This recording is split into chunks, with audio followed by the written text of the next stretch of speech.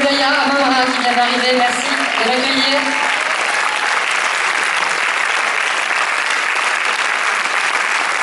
Déborah Lukumena,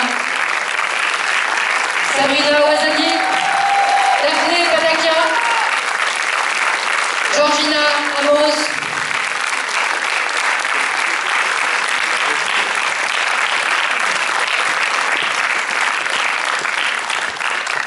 toute la belle distribution du film de Houda Benyamina, Toutes pour une, que vous avez eu le plaisir de découvrir ici en avant-première avant sa sortie en janvier prochain.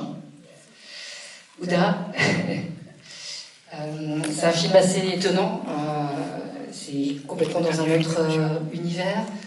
Est-ce qu'il y a un micro quelque part? Oui, tu la vois.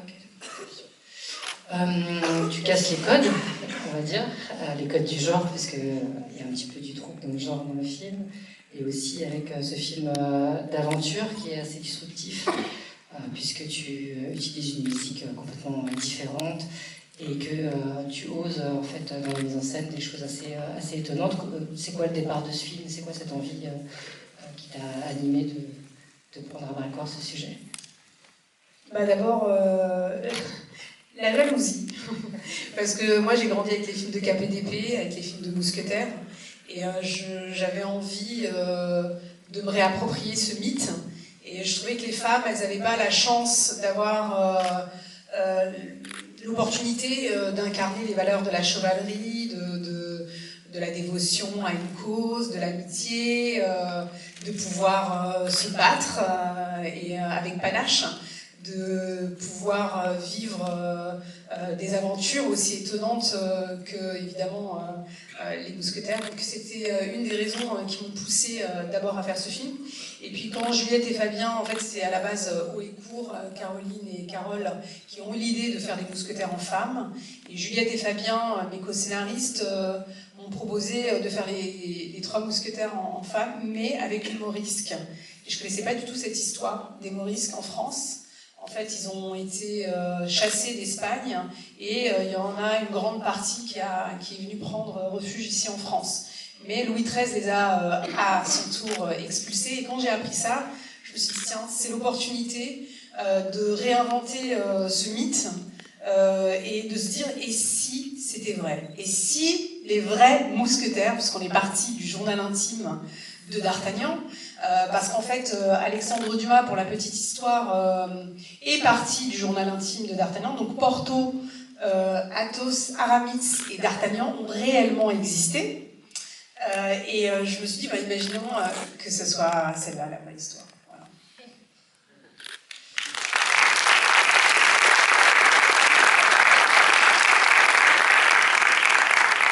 Et pour incarner ces mousquetaires, cette reine, tu as déjà collaboré avec Oulaya Amamra à plusieurs reprises, même depuis tes débuts, et Déborah Lukumena dans Divine, il me semble. Comment ça s'est organisé tout ça? Est-ce que les comédiennes, est-ce que tu as écrit pour ces comédiennes? Et si c'est pas le cas, comment elles sont venues sur le tournage? Eh bien, le casting a été assez long et il fallait trouver des actrices qui soient capables d'être en prépa pendant assez longtemps, puisque c'est un film où elles ont un peu tous les défis à relever. Je les laisserai s'exprimer sur ce sujet-là, mesdames, parce qu'elles ont tous les défis que peuvent avoir une comédienne, c'est-à-dire en même temps il fallait qu'elle se transforme en homme et qu'elle soit crédible, parce que ça c'était quand même le gros défi du film. Ensuite, qu'elle sache se battre, qu'elle sache monter à cheval, etc. Donc il fallait des comédiennes prêtes à être exactement comme ces mousquetaires, complètement dévouées à la cause du film. Donc ce qu'elles ont été absolument de façon remarquable. Et puis Déborah, en vrai, pendant un moment, j'ai écrit en pensant évidemment à Oulaya, mais elle a quand même passé un casting pour qu'elle se sente légitime, comme d'hab. Et Déborah, il y avait quelque part en moi vu qu'on avait travaillé sur Divine, Porto pour moi c'était elle, et j'avoue que voilà, mon cœur a balancé pour une autre comédienne d'abord, pour des raisons de budget et de cast et de tout ça. Et mon producteur, Marc-Benoît Créancier, m'appelle et me dit en vrai, ton Porto c'est Déborah. Et je lui dis oui, c'est Déborah. Et donc du coup, on a pris Déborah. Voilà. ton producteur est ici, dans la salle, en Bologne français. Oui, oui, tout à fait. Et puis après, Sabrina, ben, comme vous le savez, c'est une actrice qui est très dans le corps, Très sportive.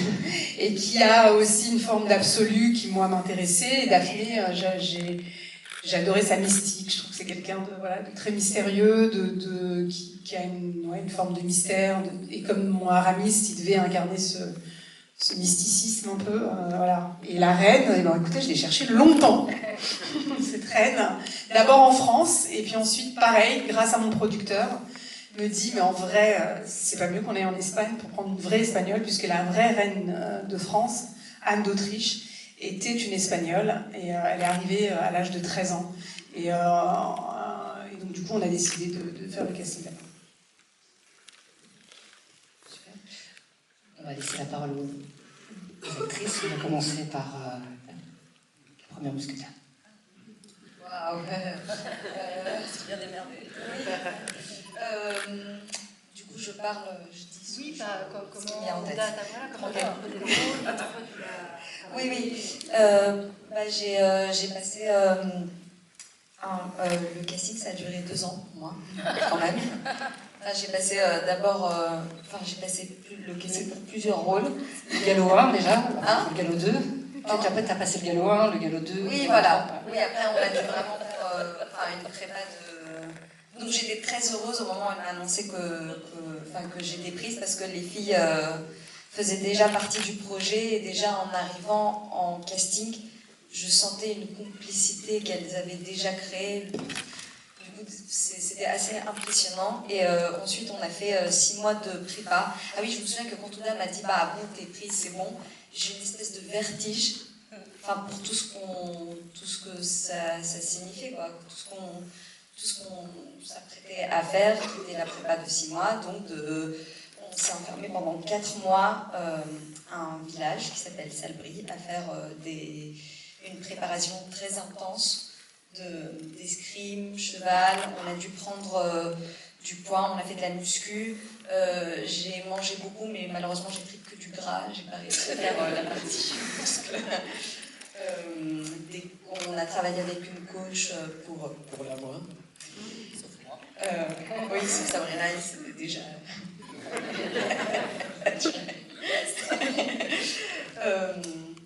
Je vais pas me poliser.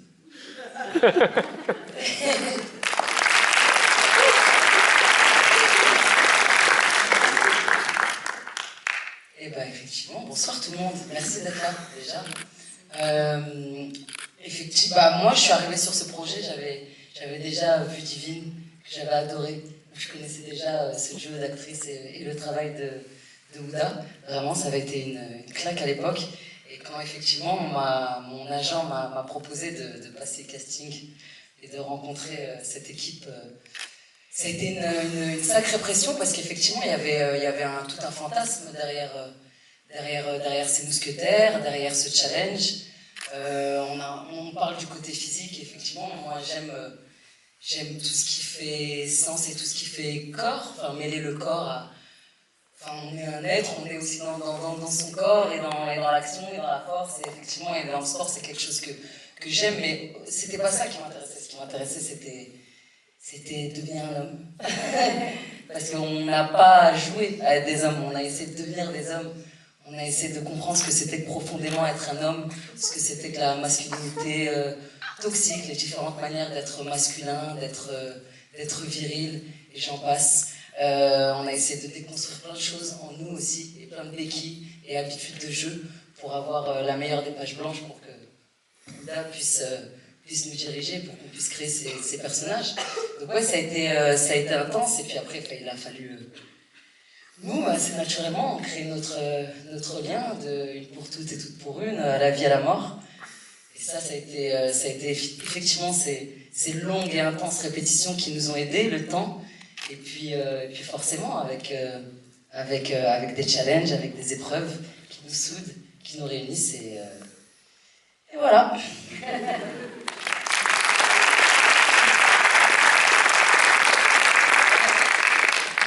Moi, c'est du piston. Non, bah on a quelques dizaines d'années de danse aussi, j'ai l'impression. Hein? Quelques dizaines d'années de danse aussi. Ouais, un petit peu. Non, c'était quoi la question? Non, comment t'as abordé ton personnage, puisque toi, t'es très féminine au départ et t'es un peu un personnage qu'on délivre, Ouais. qui se révèle à lui-même en fait. Donc, Oui, c'est ça. Un peu ce qu'a dit Sabrina, c'est-à-dire chercher c'est quoi exactement, enfin c'est quoi exactement. En tout cas, se questionner sur ce que c'est que d'être un homme. Et puis voilà, on a travaillé, comme l'a dit Daphné, pendant 6 mois à faire du cheval et puis de l'escrime. Et puis voilà, on a fait une grosse prépa. Et voilà, et après, comme si s'il n'y avait pas assez de choses, moi je devais apprendre aussi l'espagnol, grâce à Georgina, et la flûte aussi, et le flamenco aussi. Non, il y avait beaucoup de choses, effectivement. Et voilà, je vais laisser la parole à Déborah, qui a l'air d'avoir beaucoup de choses à vous raconter. Oh là là. En tout cas, ça n'a pas changé de divine, toujours. C'est moi qui récupère la merde, bref. Non, en fait, mes camarades l'ont assez bien résumé. C'était une aventure vraiment folle. 3 ans de casting pour ma part. De pire en pire, c'est vraiment... voilà. Elle y est depuis 7-8 ans, donc c'est de pire en pire. Mais en tout cas... non, en fait, je pense que même si on avait entre guillemets les mêmes challenges, la manière de l'aborder, elle était assez différente. Et c'est vrai que moi, ça a retourné beaucoup de trucs en moi, beaucoup de croyances que j'avais. Moi, personnellement, je me pensais très masculine. Et quand j'ai dit à Ouda, elle m'a ri au nez. Et elle m'a dit que justement, j'étais celle qui avait l'énergie la plus féminine. Et du coup, il fallait vachement masquer me concernant, quoi. Bon, déjà les boobs, vous en doutez bien. Mais ouais, aussi, il y a une espèce d'énergie. Donc en fait, j'ai appris tellement de choses de moi. Mais de toute façon, de manière générale, je souhaite à tout le monde, à toutes les femmes, ça fait un peu polémique ce que je dis, mais je pense qu'une journée, vous devriez tester d'être un homme, parce que honnêtement, moi, ça m'a remis à zéro tous mes modératos, c'est-à-dire que tout ce que je me permettais pas de faire quand je suis entre guillemets en femme, je me le suis permis en homme. Par exemple, pas croiser les jambes quand je m'assois. Je ne croiserai plus jamais les jambes quand je m'assois. Mathilde, tu me décroisses les jambes, now. Voilà, il y a plein de choses. Et puis, ce que j'aime dire, c'est que le fait justement de m'être préparé à être un homme, et puis voilà, avoir incarné un homme, je trouve que ça a vachement réglé la femme que je suis. Et je trouve que j'en avais vachement besoin, en fait, parce que je suis sortie de cette aventure en ayant déjà tellement envie de revenir une femme, vite, mais autrement. Voilà, en fait, vivre ma féminité autrement, vivre ma personne autrement. Et une des raisons aussi pour lesquelles je dis ça, c'est parce que à la fin de notre très longue prépa, genre les deux jours avant le début de tournage, on a fait une immersion dans plein Paris, on a mis la barre, on survêt Nike et tout, etc. Et là, vraiment, elle nous a lâchés dans les rues du 10e arrondissement, en disant voilà, vous êtes des mecs ce soir. Et il y a des choses assez étranges qui se sont passées, déjà dans notre manière d'aborder les femmes. C'était assez. Enfin, rapidement, on s'est dit mais pourquoi on a ces réflexes de pervers, en fait, tu vois, et tout. J'arrivais, je dis ouais, mademoiselle, ça va et tout, mais pourquoi? Mais tu vois, c'est des questionnements à faire et tout. Mais surtout, et c'est sur ça que je finirai, c'est que pendant cette soirée-là, c'est ça que je dis, franchement, on était les rois de Paris. Il y avait une espèce de truc, on planait au-dessus de tout le monde. Paris était à nous. Et je me suis dit, putain, même sans la barbe et sans la fausse bite, je vais ressentir ça aussi.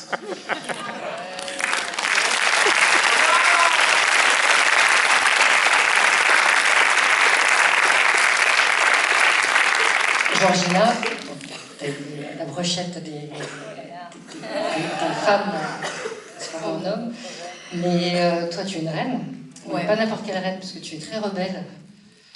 Donc, comment t'as abordé ce personnage? D'abord, désolée pour mon français, je vais essayer. Mais oui, c'était un très beau projet. Et depuis la prépa, comme les filles ont raconté, c'était très beau. On a appris plein de choses et on a beaucoup rigolé. C'était vraiment On était 2 mois, moi j'étais 2 mois là en apprenant le flamenco, les chevals et tout ça, et c'était incroyable. Et après le tournage, tourner avec ces femmes-là, c'était incroyable. J'ai une profonde admiration pour elles. J'ai beaucoup appris et bon, c'était très beau. Et la reine, c'était un challenge. Parce que moi aussi c'était la première fois que je jouais en français, alors là c'était d'abord le français, mais après il y a quelques trucs avec Seren que elle a beaucoup cap, elle a de la folie, mais aussi on comprend qu'elle est très seule. Et il y a une scène dans le film avec D'Artagnan qui parle de il fait combien de temps qu'ils sont partis de l'Espagne. Et pour moi, c'est très clair que c'est une personne qui est très seule et qui seulement veut faire des amis. Et enfin, c'est ça qui m'a beaucoup impressionné du film, qu'il a beaucoup cap.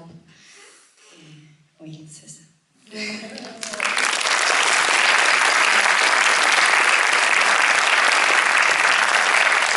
Est-ce qu'il y a des réactions ou des questions?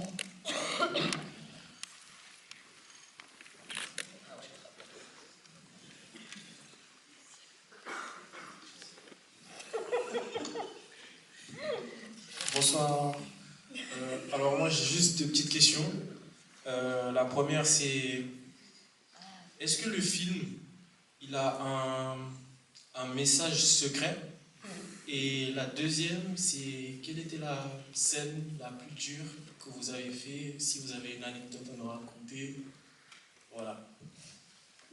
Merci.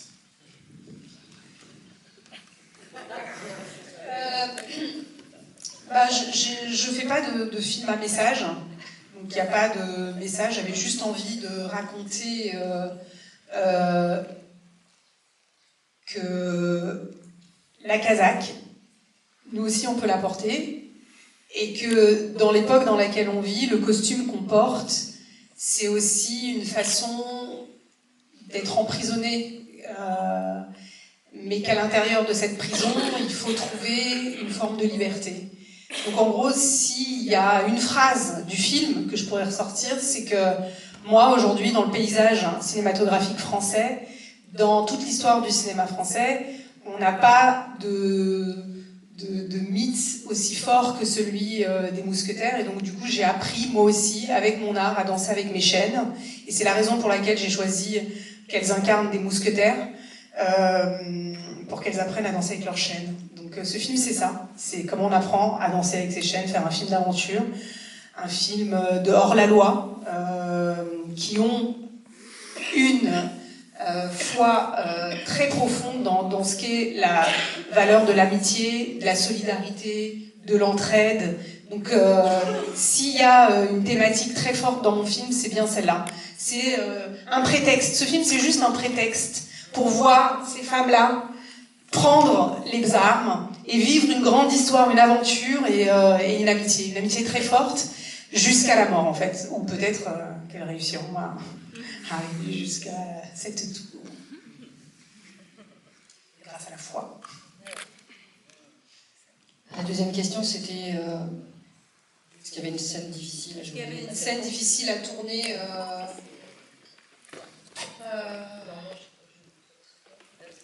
Il y en a beaucoup, de scènes dures à tourner. La scène d'ouverture du film, c'est une scène avec énormément de combats, enfin voilà, il fallait poser un peu tous les enjeux, il y avait beaucoup de figurants à gérer, il fallait qu'on croie dans tous les combats à ce qu'elle pète la tête des hommes, comme ça. Donc, comme dirait Déborah, une claque, ça devait être une sentence. Donc ça a été, je crois, le plus gros enjeu, c'était de réussir avec le budget qu'on avait, le temps qu'on avait, puisque nous, on avait... les filles se sont préparées comme dans un Marvel, sans le budget d'un Marvel.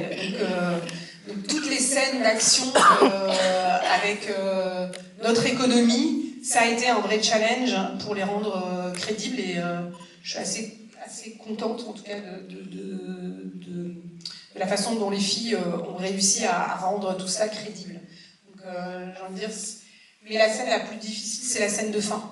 Le panneau qui devait pas être coupé, où elle saute dans l'air, ça c'était quelque chose de compliqué à penser pour pas avoir de plan de coupe avec bon, après je sais pas s'il y a des gens qui sont très techniques, mais bon voilà, c'était d'avoir une continuité dans les plans, ça c'était difficile.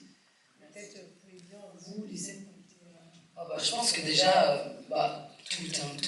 Moi, je me rappelle de la première scène où le personnage de Sarah, donc Laïa, nous interpelle quand elle est dans la cage et qu'on doit se retourner.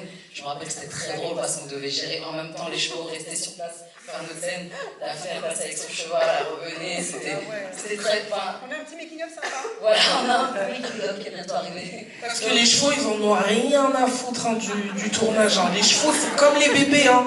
Ils en ont rien à foutre, ils veulent juste grailler et éventuellement dormir. Donc, et là encore, on avait des chevaux entraînés pour le cinéma, quoi, qui vraiment captent l'action coupée. Mais même eux, ils n'avaient pas le temps, en vrai.